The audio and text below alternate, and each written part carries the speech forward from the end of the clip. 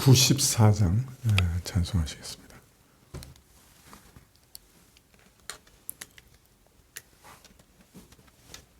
(94장입니다)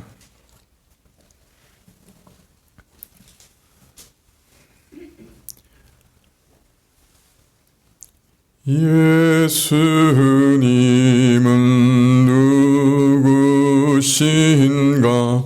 우는 자의 위로와 없는 자의 풍성이며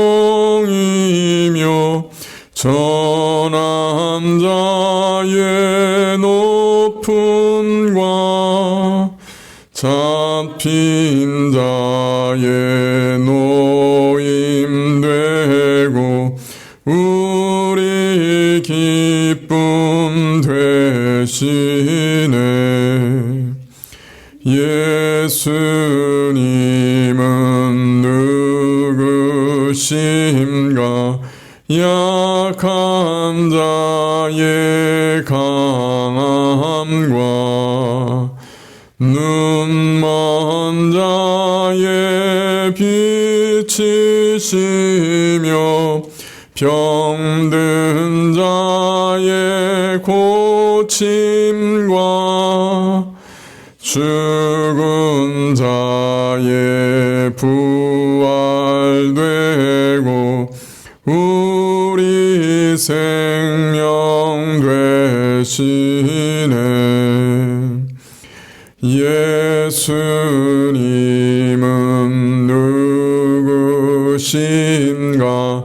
추한 자의 정함과 죽을 자의 생명이며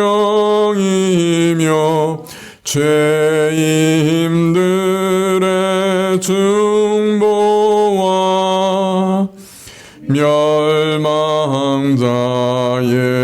구원되고 우리 평화 되시네. 예수님은 누구신가?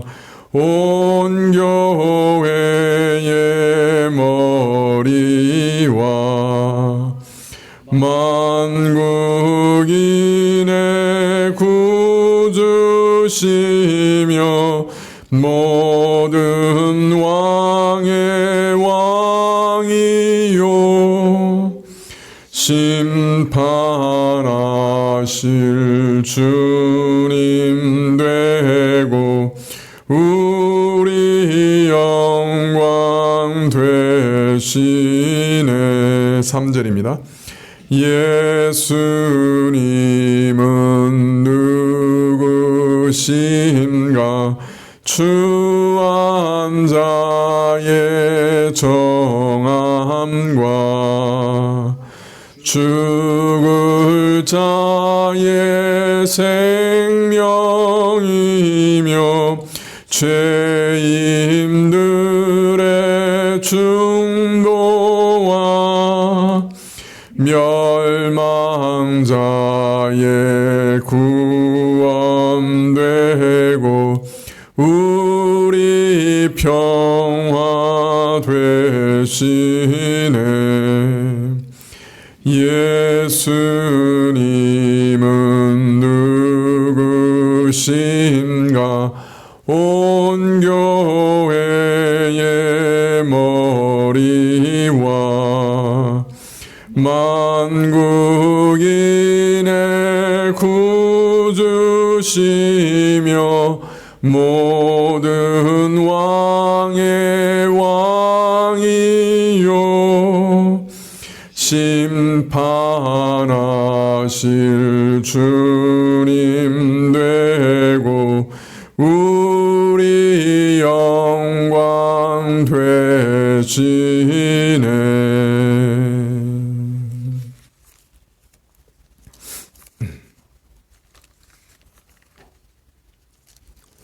219장입니다.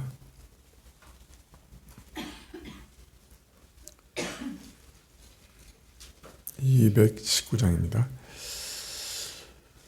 주의 음성을 내가 들으니 사랑하는 말일세. 믿는 마음으로 주께 가오니 나를 영접하소서.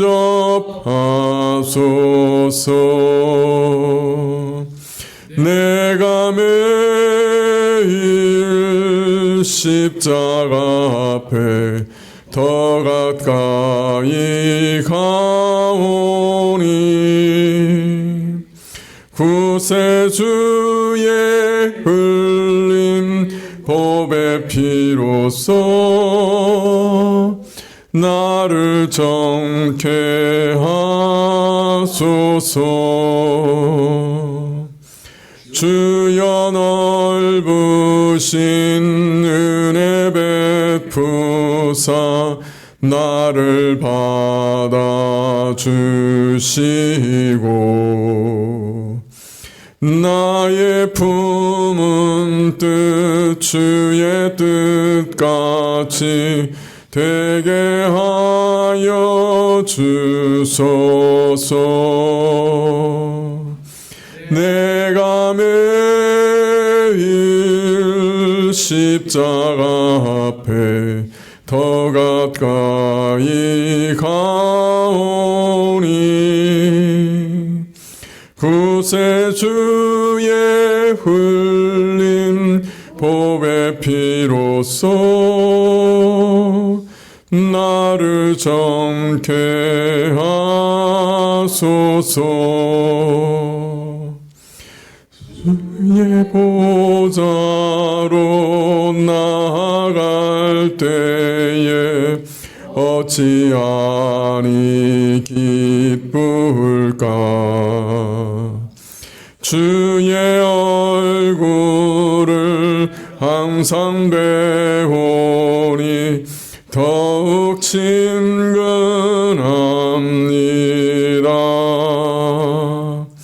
내가 매일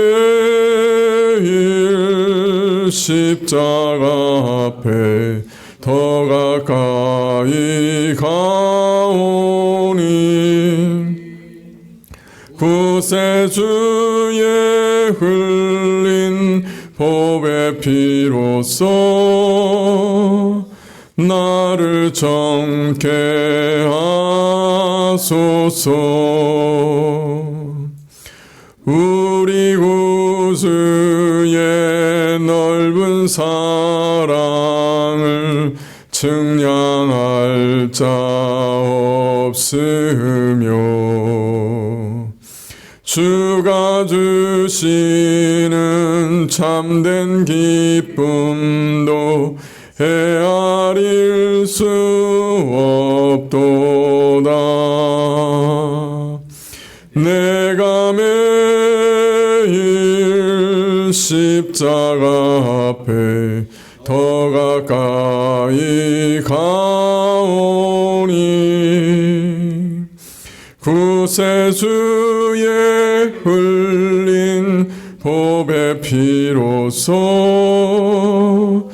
나를 정케 하소서.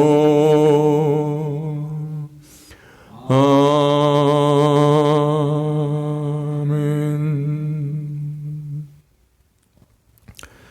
아버지 하나님, 오늘도 주중에 저희를 불러주시고 다시금 하나님께 찬양하고 예배드리게 하시니 감사합니다.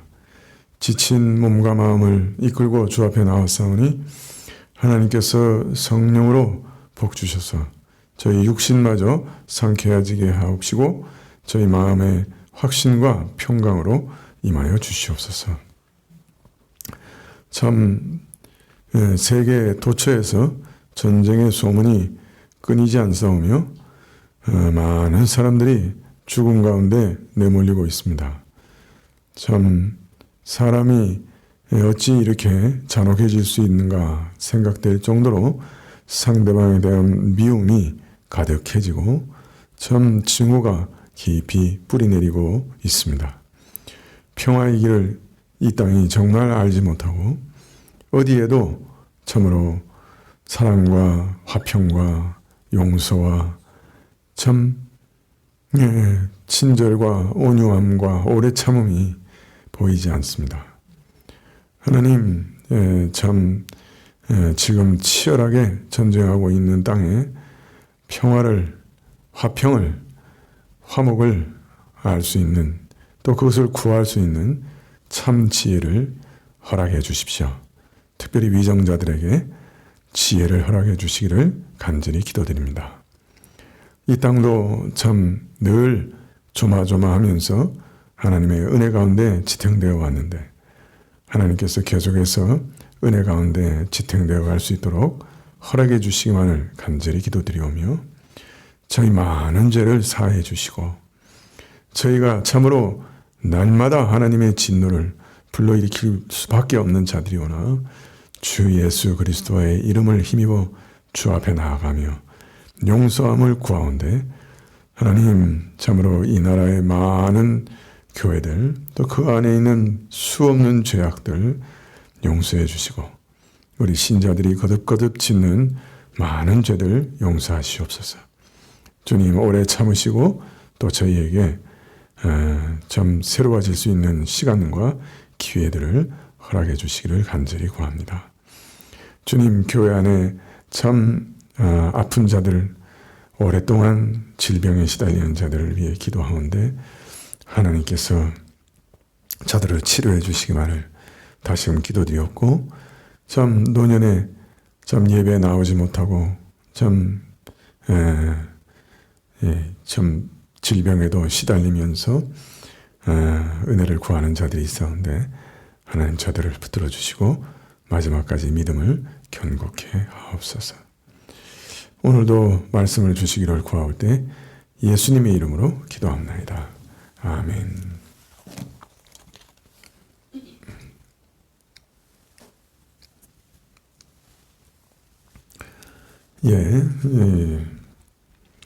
말씀은 누가복음 19장 11절부터 27절까지 한 절씩 교도하시죠. 누가복음 19장 11절부터 27절까지 저희가 이 말씀을 듣고 있을 때 비유를 더하여 말씀하시니 이는 자기가 예루살렘에 가까이 오셨고 저희는 하나님의 나라가 당장에 나타날 줄로 생각함이로라.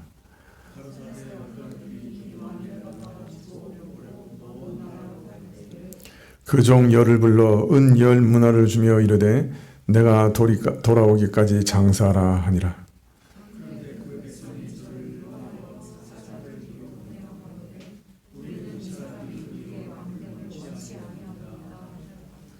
귀인이 왕위를 받아가지고 돌아와서 은준 종들의 각각 어떻게 장사한 것을 알고자 하여 저희를 부르니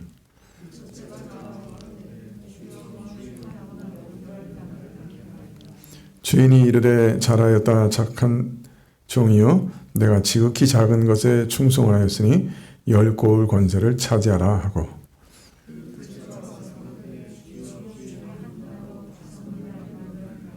주인이 그에게도 이르되 너도 5고을을 차지하라 하고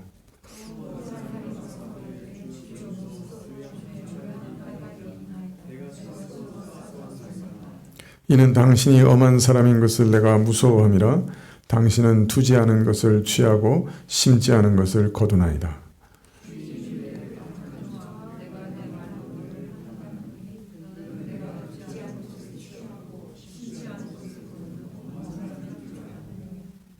그러면 어찌하여 내 은을 은행에 두지 아니하였느냐? 그리하였으면 내가 와서 그 별리까지 찾았으리라 하고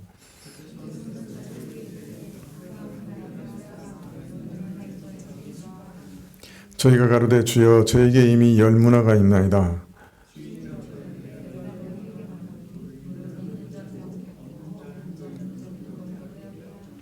그리고 나서 왕됨을 원치 아니하는 저 원수들을 이리로 끌어다가 내 앞에서 죽이라 하였느니라.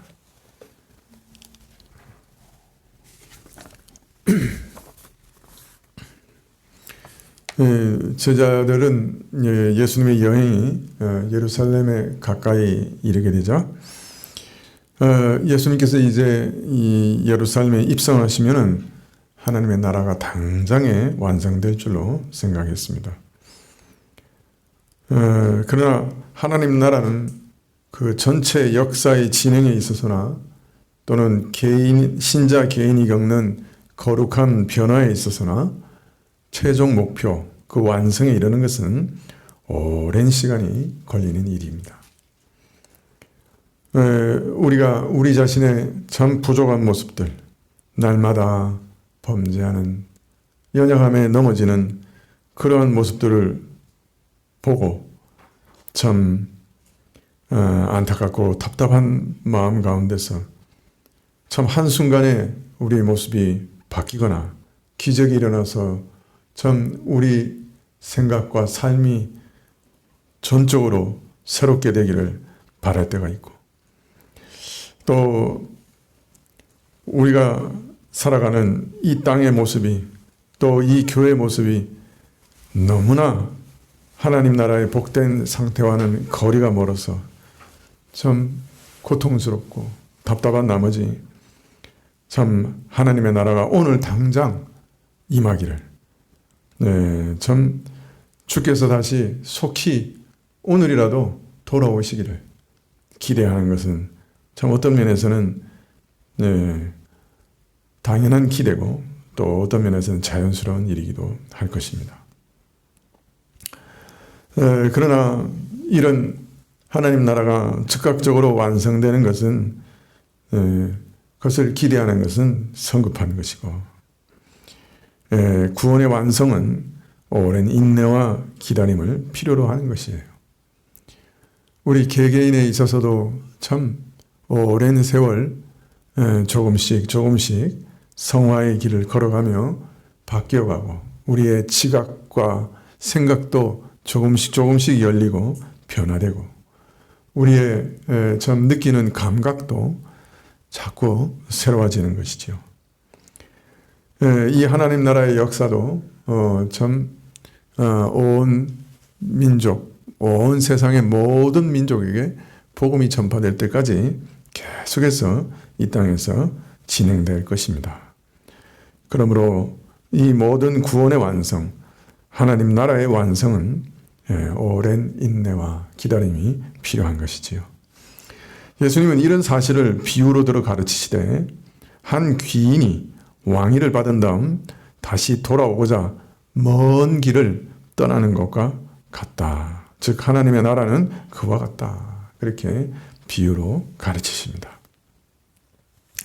하나님 나라 역사 전체의 관점에서 보면 예수님의 죽음과 부활로 시작된 하나님의 나라는 장차 재림에 의해서 완성될 것입니다. 그러므로 하나님 나라는 그러한 완성을 목표로 지금도 진행되어 나가는 것이죠. 신자 개인의 관점에서 보면 어느 시대에 태어났든지 간에 그리스도를 믿는 순간에 그는 그리스도의 죽음과 부활에 연합하게 되고, 그래서 그 옛사람은 죽고 새 사람의 생명으로 거듭나서 새 사람으로 살게 되지만은, 그러나 그 거듭나서 새 사람이 된 사람도 그 삶 속에서 계속해서 거룩하게 변화되어가는 성화의 삶을 평생 살다가 이 땅의 삶을 마감하고 마지막 날 부활의 날에 우리 몸까지 완전히 변화되는 그때에 우리가 우리 목표에 이르게 되는 것이죠. 이런 결말은 죽음을 보지 않고 참 살아있는 채로 주의 재림을 맞게 될 신자의 경우도 마찬가지입니다. 주의 재림이 그 모든 성화의 마지막입니다. 그리고 우리는 새로운 육신을 입고 완성에 이르게 될 것입니다. 우리 신자들은 하나님 나라의 역사도 재림을 바라보면서 가고, 우리 개인 신자의 성화도 재림을 바라보면서 가는 것이죠. 그날을 향해서 묵묵히 걸어가는 것이죠. 그날을 향해 걸어가는 동안에는 참 해산의 수고를 겪는 일들이 하나님 나라도 있을 것이고 우리 개인에게도 있을 겁니다. 그냥 쉽게 갈 수 없는 것이죠. 왕됨을 반대하는 사람들의 끊임없는 준동 가운데 이 땅에도 그런 사람들이 있고 심지어는 교회 가운데도 있고 심지어는 우리 자신 안에도 있고 그런 반대 세력과 끊임없는 투쟁과 다툼과 어려움 속에서 마지막 날 주의 재림을 향해서 한 걸음 한 걸음 걸어가게 되는 것이죠. 자, 그러나 마지막 날에는 정말 우리가 영광 가운데서 주님과 같을 줄을 알라고 사도 요한은 말씀하시죠. 사랑하는 자들아, 우리가 지금은 하나님의 자녀라. 장래에 어떻게 될 것은 아직은 나타나지 아니하였으나 그가 나타내심이 되면 우리가 그와 같을 줄을 아는 것은 그에 계신 그대로 볼 것을 인함이니 주를 향하여 이 소망을 가진 자마다 그의 깨끗하심 같이 자기를 깨끗하게 하느니라. 지금은 정말 세상 사람하고 뭐가 다르냐? 똑같죠. 똑같이 고통당하고 똑같이 직장에 다니고 똑같이 정신없고 똑같이 자녀 키우고 똑같이 세상 사람하고 똑같이 사는데 그러나 우리는 남다른 약속을 가지고 있는 거예요. 참 예수님을 보게 되는 그날에 우리가 예수님과 같을 것이다. 이거 얼마나 영광스러운 말씀입니까? 그러한 약속을 믿고 가는 자들은 오늘 이 땅에서도 예수님 깨끗하신 것처럼 자기도 깨끗하게 살려고 노력한다. 그날에는 예수님과 똑같이 될 건데 오늘 이 땅에서도 예수님처럼 살아가려고 할 것이다. 예수님은 뭘 원하실까? 예수님이라면 어떻게 하실까?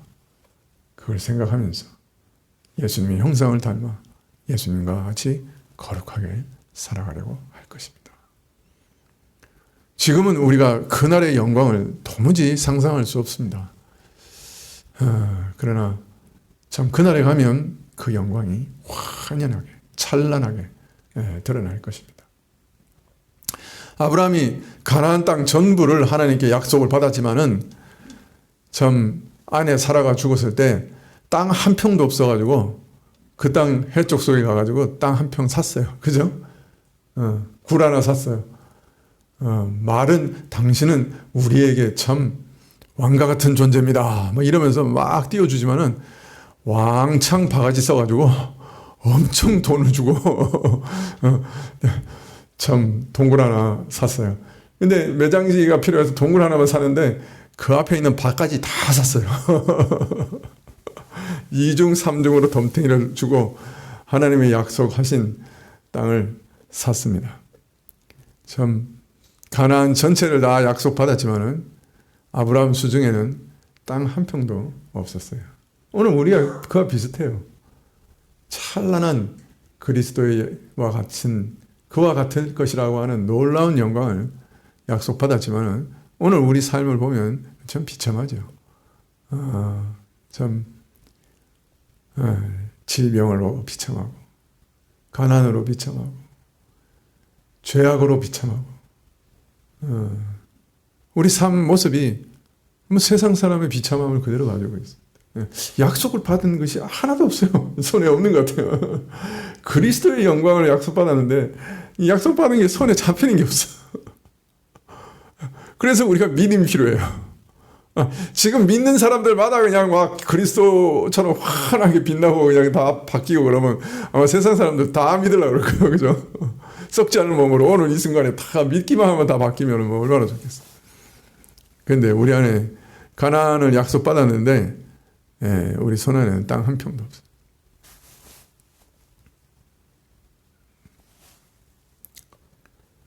오래 기다려야 이 소망이 완성될 겁니다. 자, 그런데 오래 기다리는 동안에 그 왕위를 가지러 간 귀인은 그냥 종들에게 그냥 너희 놀아라 그렇게 하지 않으셨어요. 각자에게 일을 맡기셨어요. 각각 한 문화씩에 거액의 돈을 주셨어요. 그것을 미천 삼아 장사, 사업을 하라고 맡기시고 또 그것을 계속 불려가라고 하셨어요. 지난 시간에도 말씀드렸지만 달란트 비유에서는 각각 5달란트, 2달란트, 1달란트를 주신 반면에 문화 비유에서는 10사람에게 똑같이 한 문화씩 주셨어요. 그러나 신자는 사실은 똑같은 일을 맡는 것은 불가능하죠. 달란트 비유처럼 각 사람에게 알맞게 다양한 일들을 다양하게 맡길 수밖에 없겠지요. 그러나 한 문화 비유에서는 똑같이 한 문화씩 주신 것을 말씀하시는 것은 맡은 양이나 구체적인 모양은 어떻게든 다 다르겠지만은 실제적으로 본질은 다 동일한 거예요. 하나님의 나라를 맡았어요. 하나님이 시키신 일을 맡은 거예요. 소명이에요. 예. 하나님이 맡기신 일을 맡았다고 하는 일에 있어서는 본질에서 똑같아요. 예. 그래서 우리가 얼마만큼 많이 맡았느냐, 적게 맡았느냐, 얼마나 어떤 일을 맡았느냐, 그것은 그리 중요하지 않다. 사실은 그것을 맡은 것을 어떤 태도로 어떻게 일하느냐, 그게 참 중요하다. 그렇게 말씀을 드렸습니다. 자, 한 문화씩 맡았는데 일의 결과는 달랐어요. 어떤 종은 한 문화로 10문화를 남겼어요. 어떤 종은 한 문화로 5문화를 남겼어요. 예. 자, 이들에게 예수님께서는 10골 권세, 5골 권세, 즉 예수님의 왕권에 함께 동참하고 예수 그리스도와 함께 왕노릇하는 그런 놀라운 권세를 허락해 주셨어요. 자, 그런데 이들과 달리 오늘 말씀 19장 20절에 보면 또 한 사람이 와서 이르되 주인이여 보소서 당신의 한 문화가 여기 있나이다. 내가 수건으로 싸두었나이다. 이는 당신이 엄한 사람인 것을 내가 무서워함이라. 당신은 두지 않은 것을 취하고 심지 않은 것을 거둡니다. 앞에 두 종과는 달리 마지막 세 번째 종은 주인이 맡긴 한 문화를 그대로 잘 보관해 두었다가 수건에 싸두었다가 주인에게 도로 내놓았습니다. 네, 지난 시간에 이 사람이 잘못한 건 뭐냐? 주인이 원하는 방식으로 그죠? 일하지 않았어요. 주인의 요구를 따르지 않았어요. 네. 더 큰 문제는 주인에 대한 잘못된 인식, 잘못된 믿음. 주인이 저를 얼마나 사랑하고 또 저에게 얼마나 큰 은혜를 베풀었는지 그 은혜 자체를 깨닫지 못하는 것. 즉 믿음이 없는 것. 그것이 제일 큰 문제였다 하고 말씀을 드렸죠.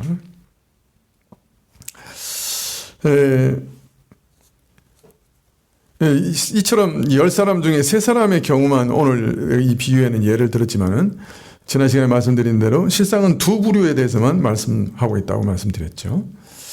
많든 적든 열매를 맺는 사람과 전혀 열매가 없는 사람을 말하고 있죠. 또 주인이 맡기신 일에 그 뜻에 충직한 사람하고 신실하고 충성되었던 사람하고 주인의 뜻을 무시해버린 불충성한 사람에 대해서 말씀하고 있죠. 주인을 사랑하며 순종하는 자와 주인을 두려워하고 당신은 엄한 사람이고 당신은 심지도 않고 거두려고 하는 참 구두쇠 같은 스크루지 같은 그런 사람이라고 싫어하는 자와의 차이죠. 특히 두 번째 부류의 사람은 주인을 두려워하고 인색하고 엄한 사람이요 나를 착취하는 사람으로 생각했지요. 그 이유는 지난 시간에 말씀드렸던 것처럼 주인의 은혜를 경험하지 못했기 때문이다. 주인이 그에게 베푸신 은혜를 받아들이지 않았고 깨닫지 못했기 때문이다. 주인이 준 그 은혜가 그에게는 아무런 변화도 만들어지 못했다. 그래서 만들어내지 못했다. 그래서 열매도 맺지 못했다. 그 결과 전혀 힘없는 무력한 죽은 자와 같은 상태가 되었고 아무 역사도 일어나지 않았고 그냥 고이 수건에 쌓여있는 상태로 있고 말았어요. 네. 그래서 이 사람은 예수님과는 아무 상관없는 사람처럼 예수님의 은혜와는 아무 관계없는 사람처럼 이 땅에서 살고 또 살게 되었던 것이죠. 자, 그러면 여기서 조금 반대적으로 생각해 봅시다. 주인에 맡긴 것에 충성치 못하고 열매 맺지 못한 이유가 그가 게으르고 악하고 이런 것보다 주인의 사랑과 은혜를 경험하지 못한 것이 그 원인이었다고 하면, 반대로 주인의 것에 충성하고 풍성한 열매를 맺은 사람들은 그 이유가 뭔 거예요? 왜 그런 주인에게 충성하고 풍성한 열매를 맺게 된 거예요? 주인의 은혜를 올바로 알고 경험하고 바로 깨달았기 때문이죠. 그가 받은 은혜를 통해 주의 선하심과 자비로우심과 신실하심과 긍휼을 체험했기 때문에, 그래서 그도 주를 사랑하고 그의 맡기신 일에 충성하고 많은 열매를 맺게 된 것이에요. 따라서 열매를 맺고 맺지 못하는 단순히 그런 열매의 유무로 끝나는 것이 아니라 그 시작과 바탕이 믿음과 은혜가 있느냐 없느냐로 연결되어 있기 때문에 이 비유는 참 심각한 문제를 얘기하고 있는 것입니다. 신자에게 있어서 맺어지는 거룩한 열매라고 하는 것이 어떤 위치에 있느냐 하는 걸 우리에게 가르치고 있는 거예요. 자, 우리는 아주 확실히 알죠. 의롭다 여기시는 근거가 되지 않아요. 우리 행실이나 거룩한 열매는 우리가 의롭다 하심을 받고 구원을 받는 어떤 근거도 되지 않아요. 그죠?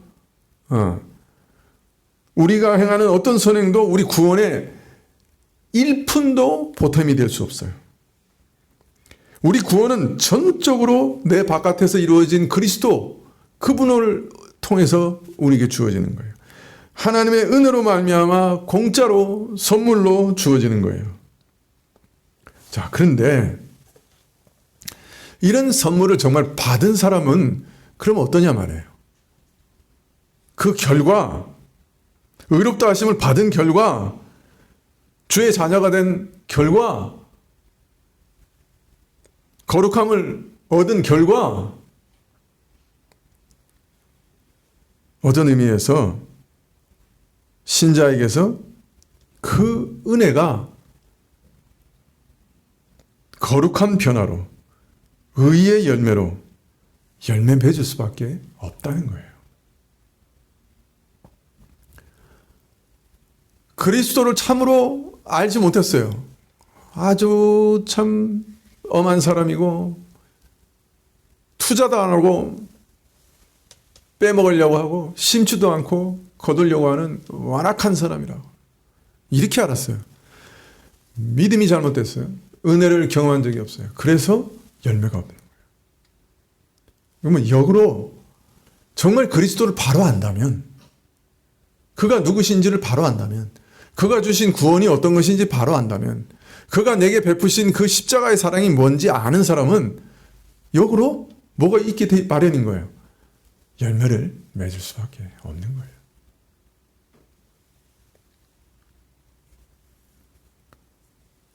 그래서 그 결과를 보면, 아, 저 사람이 믿음이 있구나, 믿음이 없구나 하는 그 첫 시작을 볼 수 있는 거예요. 어떤 면에서는. 결과가 그 원인에 대해서 증거가 되는 거예요. 신자에게서 나타나는 거룩한 변화는 그래서 믿음과 은혜에 대한 일종의 증거가 될 수 있는 거예요. 그래서 우리는 그리스도의 은혜를 구하는 믿음으로 구원을 얻습니다. 믿으십니까? 사실 내가 구원받았다는 확신 없어도 구원받을 수 있어요. 십자가의 강도 옆에서, 그죠? 강도와 참 전직 강도니까 선한 일을 많이 했겠어요? 남의 거 뺏어먹고 죽이고 약탈하는 일밖에 안 하다가 십자가에서 예수를 믿었죠. 그죠? 그리고 그날 죽었어요. 그러니까 전직 강도니까 믿기 전까지 하나도 선행이 없었어요. 믿은 다음에는 어떻게 됐어요?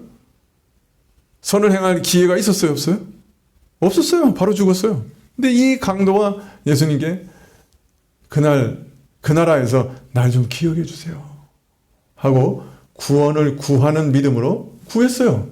날 좀 기억해 주세요. 근데 그 사람 어떻게 됐어요? 너 오늘 나와 함께 낙원에 있을 거다. 아무도 선한 거하고는 상관없는 사람이에요. 전직 강도요.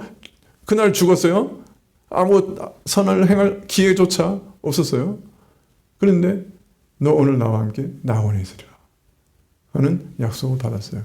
구원을 구하는 믿음으로 얻는 거예요.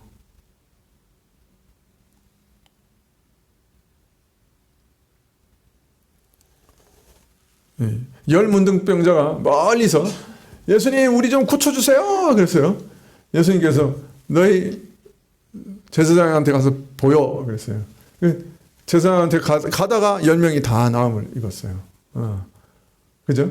물론 그 중에 한 사람만이 참 예수님께서 자신을 구원하시는 구주이신 걸 알고 와서 엎드려서 절했지만은, 그러나 어떤 면에서는 구하는 믿음, 저들이 아직 자기 문둥병이 고쳐졌다고 확신할 수가 없었어요. 그죠? 그냥 구한 거예요. 그리고 어떤 면에서는 또 명령하시는 대로 따라가는 그런 믿음이 있어서 가다가 구원을 얻은 거예요. 어떤 면에서는 확신 이전에 구하는, 그죠? 자신의 구원이 필요하다는 걸 절실하게 깨닫고 예수님만이 나를 구원해 주실 수 있다는 것을 믿고 예수님을 붙드는 그 구하는 믿음으로 구원을 얻는 거예요.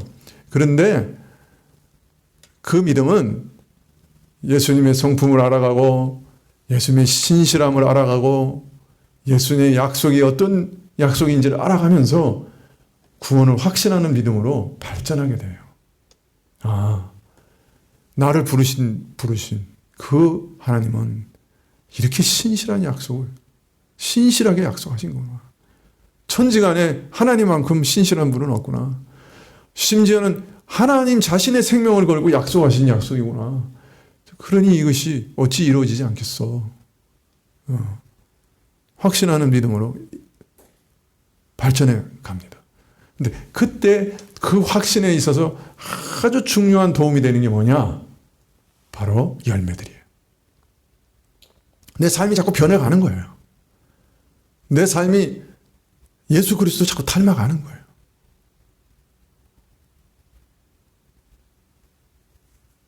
그걸 볼 때, 내가 내 안에 성령이 계시구나. 내가 정말 믿고 있구나 하는 확신이 견고해져 가는 겁니다. 믿는 사람인데 매일 죄 짓고 살아요. 믿는 사람인데 그냥 술집을 운영하면서 매일 술 팔고 있어요. 이 사람이 믿는 사람인데 아주 악한 장사하고 있어요. 마약을 팔고 있어요.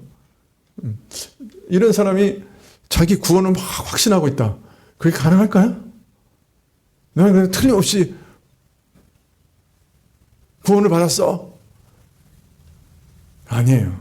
신자는요, 이상하게 죄를 범하면 구원의 확신부터 흔들려요. 자꾸 죄를 자꾸 거듭지으면요, 구원의 확신이 자꾸 무너져가요.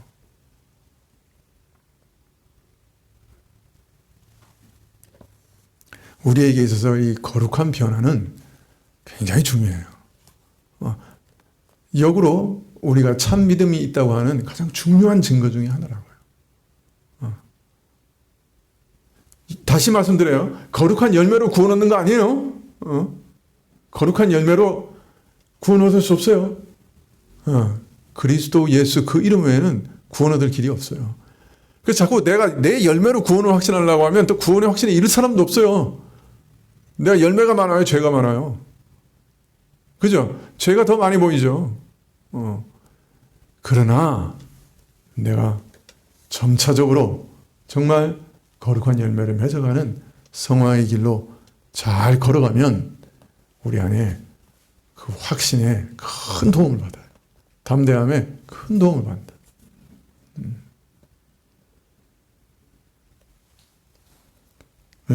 그래서 거룩한 변화는 나의 믿음에 대한 일종의 증거가 될 수 있다. 할 수 있습니다.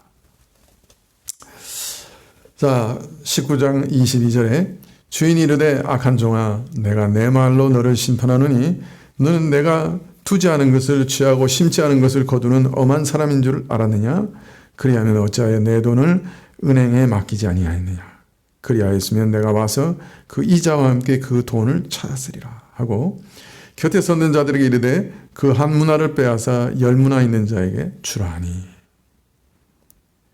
야, 네가 그렇게 나를 엄격한 사람으로 봤니? 그러면 최소한 내가 일하는데 철두철미한 것 잘 알았으면 은행에라도 맡겼어야 되는 거 아니니? 어떤 면에서는 종의 논리를 반박하는 어떤 그런 말로 들릴 수 있습니다만은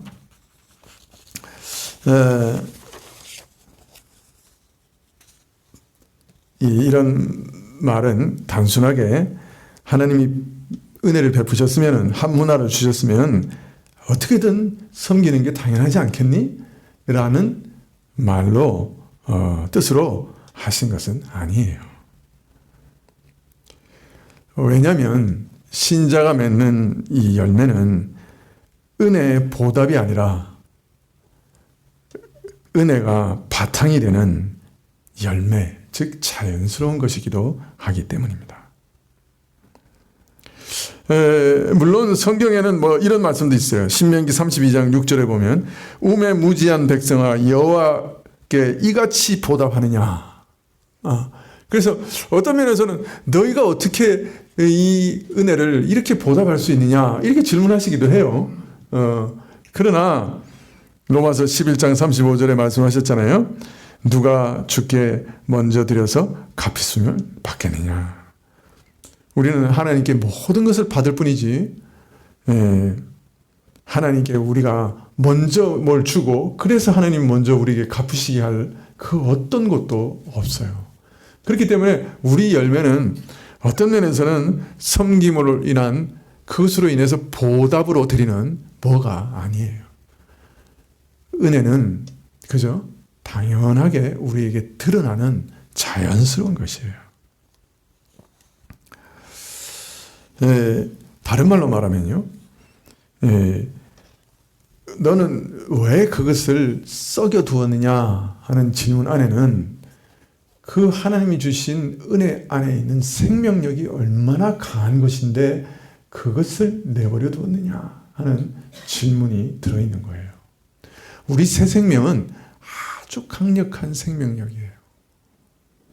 예수님의 부활의 생명, 그 생명이에요. 그 능력이에요. 그래서 30배, 60배, 100배로 열매를 맺는다라고 그 하나님 나라의 생명력에 대해서 말씀하셨잖아요.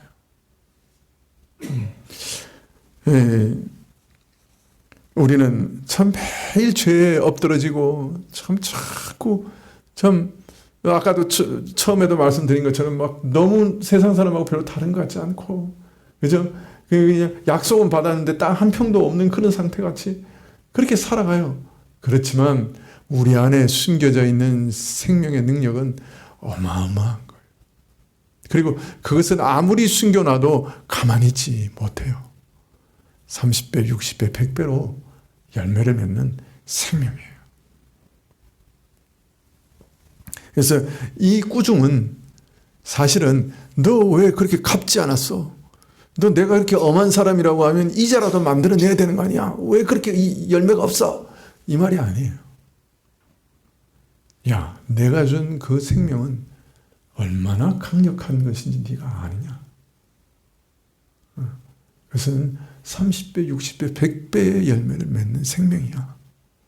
라는 말씀인 거죠.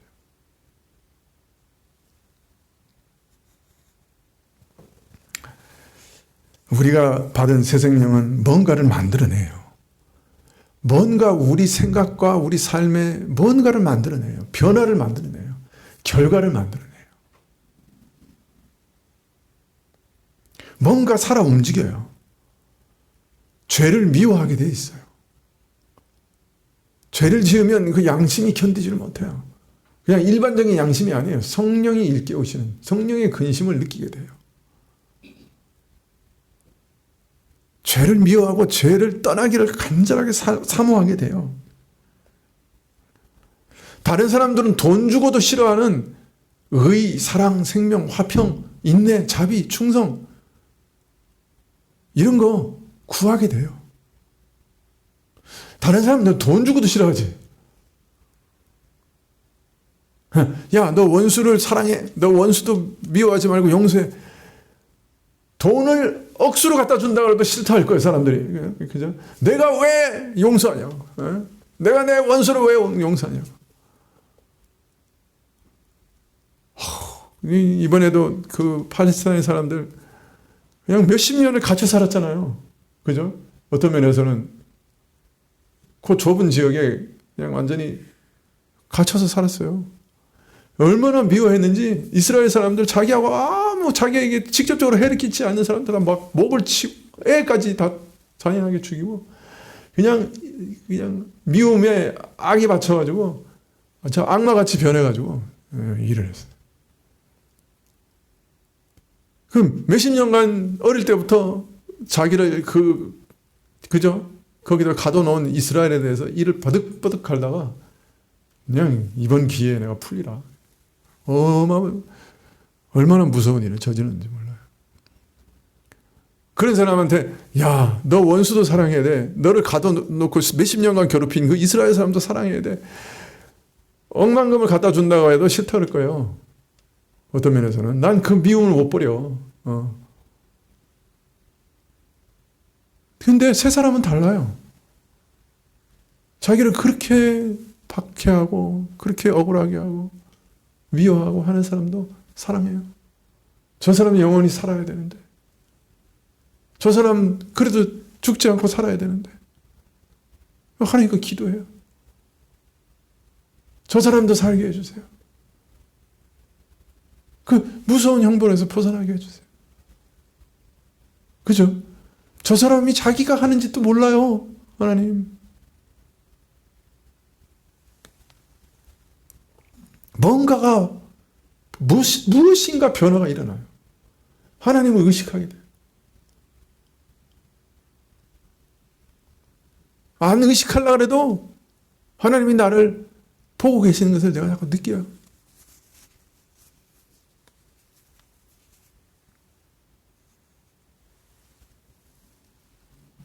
신자에게는 거룩한 변화는 어떤 면에서는 필연적이에요. 그 속도의 차이는 있어요. 그것도 부침도 있어요. 그렇지만 어떤 변화는 반드시 있게 되어 있는 것입니다. 은혜가 주어지면, 은혜로 시작됐으면 은혜는 진행하고 은혜로 마치게 되는 것이지만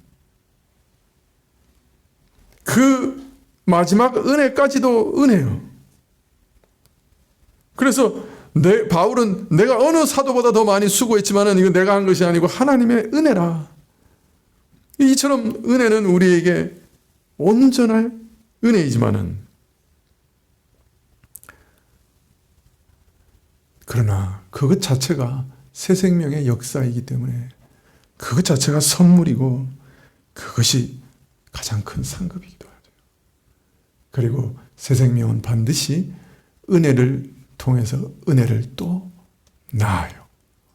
믿음에서 시작해서 믿음으로 계속 나아가요. 믿음에서 믿음으로 이르게 돼요. 은혜에서 은혜로 이르게 돼요. 열매에서 열매로 이르게 돼요. 생명에서 생명으로 이르게 돼요.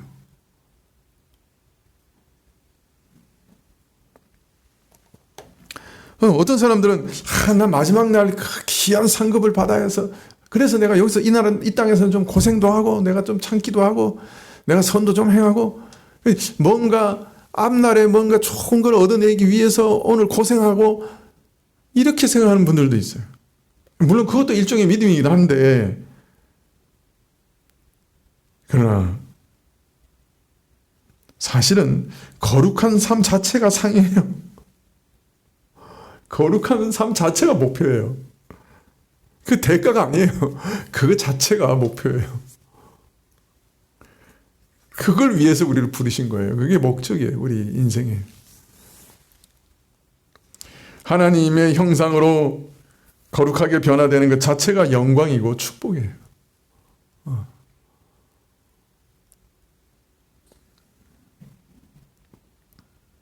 그래서 신자에게 있어서 이런 삶은 기쁨과 감사 가운데 주어지는 자연스러운 것이고 억지나 강요가 아니에요. 그래서 제가 우리 교회 와서 첫 번째 얘기한 것 중에 하나가 뭐냐면 자원하는 심령으로만 하세요. 억지로 하지 마세요. 주의 일을 자원하는 심령으로 하세요. 기쁨으로만 하세요. 억지로 하지 마세요. 물론 어떤 때 하다 보면 지치고 답답하죠. 그죠? 그래서 또 결단을 해야 되는 필요도 생길 때 있습니다만은 그러나 근본적으로는 항상 자원하십시오. 자원하십시오 하는 이유는 이게 성령께서 주신 생명은 자원한 심령 가운데 움직이게 돼 있어요.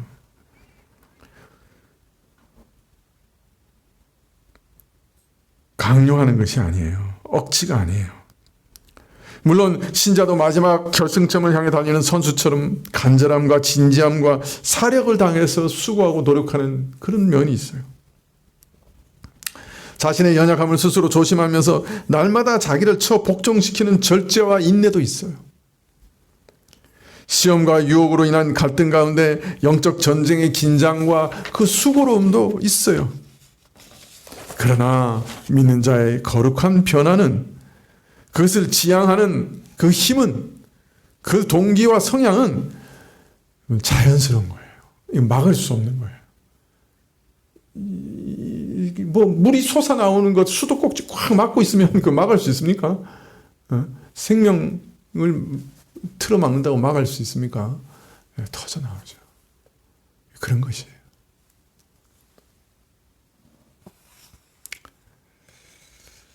이스라엘 백성들은 그 땅, 그 가나안 땅에서 과일과 포도를 수확하면 하나님께 나가서 그 과일과 포도를 드렸어요. 제사로. 근데 그때 드릴 때 뭐라고 기도했냐면은, 참 우리가 애굽으로 내려가서 아람 사람, 우리 조상은 방랑하는 아람 사람이었는데 애굽에 내려가서 거기서 학대를 받고 중노동을 하면서 고통할 때 여호와께서 강한 손과 편팔로 우리를 애굽에서 인도해 내셔서 오늘 이 젖과 꿀이 흐르는 땅 가운데서 이렇게 농사 지어서 이렇게 포도를 얻었습니다. 감사합니다. 하고 제사를 드렸어요. 똑같아요. 내가 참 옛사람으로 죄에 매여서 애굽에서 그렇게 종살이하면서 살았는데 이제 해방되어서 오늘 제가 하나님께 기쁨으로 이것을 드리게 되었습니다. 네. 복된 삶 가운데 수고하여 얻은 것이지만은 하나님의 은혜로 주께서 내리신 비로 얻은 것들이고, 참 내 마음의 행실도 이 거룩한 열매도 하나님의 은혜의 단비, 성령께서 주시는 그 말씀과 은혜의 단비로, 그리고 내가 애씀으로 만들어진 열매지만은 이건 전적으로 참 애굽에서 나를 건져내신 하나님의 은혜입니다. 그래서 그 열매를 하나님께 드리는 거예요. 우리가 일요일마다 와서 예배 드릴 때 하나님께 내놓을 열매가 그거예요. 일주일 동안 제가 하나님의 은혜로, 하나님이 비처럼 매일 내려주시는 성령의 은혜로 이런 열매를 맺었습니다 하고 하나님께 드리는 것이 또 주일에 그 집약된 그 예배이기도 한 것이에요.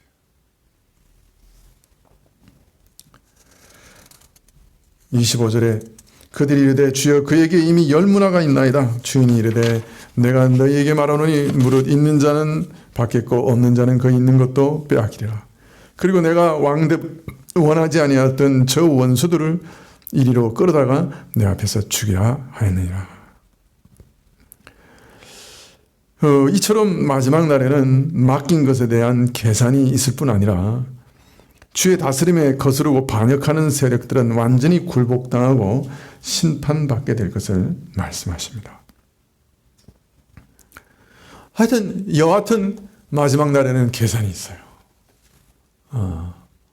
그죠? 마지막 날은 어떤 방식이든 계산이 있어요. 우리 삶에 대한 계산이 있어요. 또 주를 거스리고 반역하는 모든 세력들은 심판을 받게 되어 있습니다. 내가 저들 위에 왕으로 다스리는 걸 싫어하는 이런 자들을 끌어내어 내 앞에서 쳐 죽이라. 이로써 하늘의 모든 것, 땅의 모든 것을 다스리는 왕으로 임하신 그리스도의 권세가 온전해질 것이고, 그를 거스르는 모든 대적 세력들은 멸함받고 그의 나라가 무궁한 평강과 안식 가운데 영원히 서게 될 것입니다. 그러나 여러분, 이 열 문화를, 다섯 문화를 남겼던 종들은 왕이 비록 왕권을 가지러 멀리 떠나 있는 그 기한 동안에도 그 주인을 왕으로 섬기며 살았어요. 그래서 마지막 날 왕권을 가지고 오신 예수님을 기쁨으로 맞이할 수 있었던 거죠. 그러나 그렇지 않은 사람들은 왕으로 오시는 것을 거부했을 뿐 아니라 그 기간 동안에도 그를 반대하고 저항하고 대적했어요. 여러분, 우리가 예수님을 믿는다고 하는 것은 예수님의 온전한 은혜로 구원 얻는 것을 뜻해요. 그런데 많은 사람들은 한 부분만 생각해요. 예수 천당, 그거 맞는 말이에요. 그죠? 그런데 어떻게 생각하냐면, 예수님 믿고 이 땅에도 내가 참 잘 살고 예수님의 능력과 은혜로 부하게 아주 천국 생활을 하다가 마지막 날 마음껏 이 땅에서 내 마음대로 참 하나님의 능력으로 잘 살다가 그 나라에 가서도 일 하나도 안 하고 천국에서 맛있는 과실 떼먹으면서 참 극락의 삶을 살리라, 이렇게 생각해요.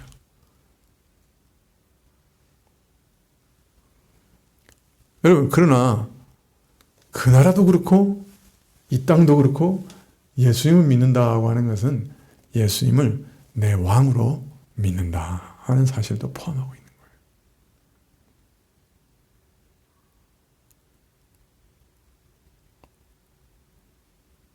그 왕을 따르기 위해서 본토 친척 아비집을 떠나고 내 옛사람의 것을 다 떠나고 왕을 불순종하던 옛사람을 다 떠나고 왕만 쫓아가는 거예요.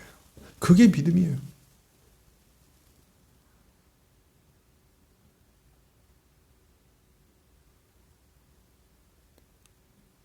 내가 구원받았다, 내가 천국에 간다, 맞는 말이에요. 그러나 내가 구원받았다 하는 말 안에는 이제부터는 마귀를 왕으로 삼고 마귀를 주인으로 삼던 삶에서 예수님을 주인으로 삼고 예수님을 왕으로 삼는 새로운 삶을 살겠습니다 하는 결단이 함께 있는 거예요.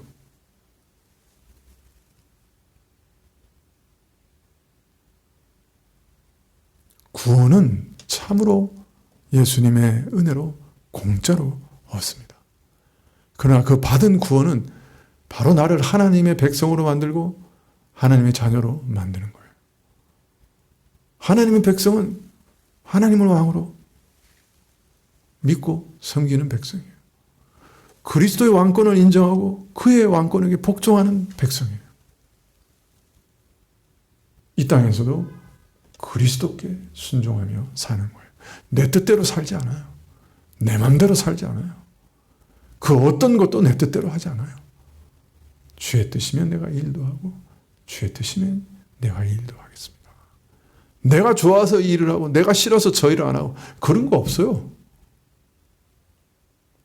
주의 뜻이면 이 일을 하고 주의 뜻이면 저 일도 하고 주께서 좋아하시면 내가 그 일을 하고 주께서 싫어하시면 내가 그 일을 안 하는 거예요. 그게 믿는 자라는 뜻이에요. 그게 하나님의 백성이라는 뜻이에요.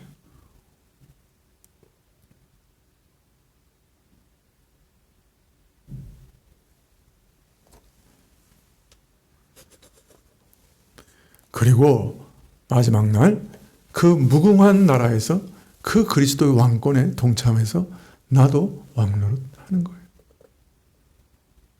근데 그 그리스도의 왕권에 동참해서 내가 왕노릇 한다는 말이 무슨 말이에요? 그때부터는 이제 그리스도하고 아무 상관없이 내가 무조건 내 마음대로 하는 왕노릇 한다는 뜻이에요? 아니에요. 오늘 이 땅에서도 그리스도의 왕권에 순종해서 내 삶의 전 영역을 주께 순복하는 하나님의 나라, 왕의 나라가 되게 만드는 것처럼 그 나라에 가서도 그의 왕권에 온전히 순복하는 왕으로서 내게 주어진 모든 삶과 그죠? 내게 주어진 모든 것을 주의 뜻대로 다스린다는 뜻이에요. 그의 왕권에 동참한다는 것은. 근데 그 다스림만큼 좋은 다스림이 없어요. 그 다스림만큼 우리에게 유익된 다스림이 없어요. 증오와 미움과 폭력으로 다스리지 않고 사랑과 온유와 자기 희생으로 다스리는 그 왕의 다스림은 우리가 알고 있는 그 다스림과는 너무나 다른 거예요.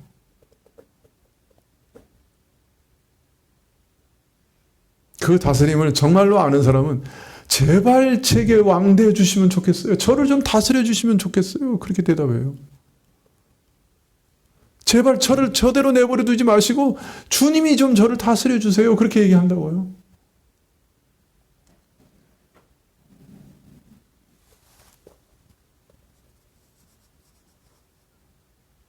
다시금 말씀드립니다. 주의 일을 열심히 일한다고 해서 그것으로 구원받는 거 아닙니다. 이것이 우리의 구원의 근거가 되는 것도 아닙니다. 우리 구원은 오직 우리를 위해 죽으신 그 고귀한 희생의 제사를 통해 그 은혜를 통해서만 받습니다. 이것 외에는 우리를 구원할 길이 없습니다. 그러나 이렇게 구원받은 자가 주께서 맡기시는 일에 있어서 어떤 결과를 나타내는가? 금은 보석과 같이 영원하고 신령한 것으로 마지막 날에도 그 불의 시험에도 불타지 않을 것으로 영원히 남는 것으로 남긴다 하고 말씀하고 계십니다. 은과 금과 같은 귀한 열매로 불에 타지 않을 것으로 영원한 가치 있는 것으로 남긴다. 충성과 온유와 절제와 인내와 자비와 사랑과 진실함과 사랑의 열매로 남긴다 말씀하십니다. 기도하시겠습니다.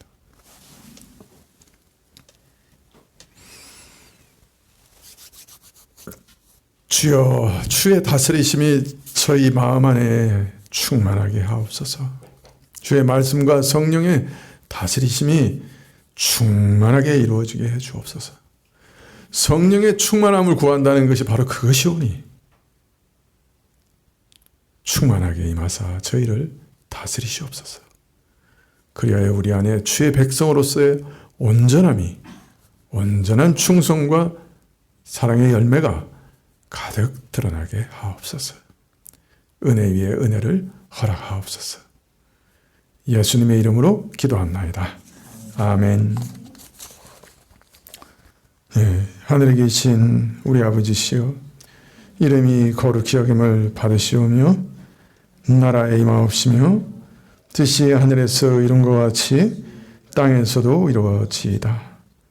오늘날 우리에게 일용할 양식을 주옵시고 우리가 우리에게 죄 지은 자를 사하여 준 것 같이 우리 죄를 사하여 주옵시고 우리를 시험에 들게 하지 마옵시고 다만 악에서 구하옵소서. 대개 나라와 권세와 영광이 아버지께 영원히 있사옵나이다. 아멘.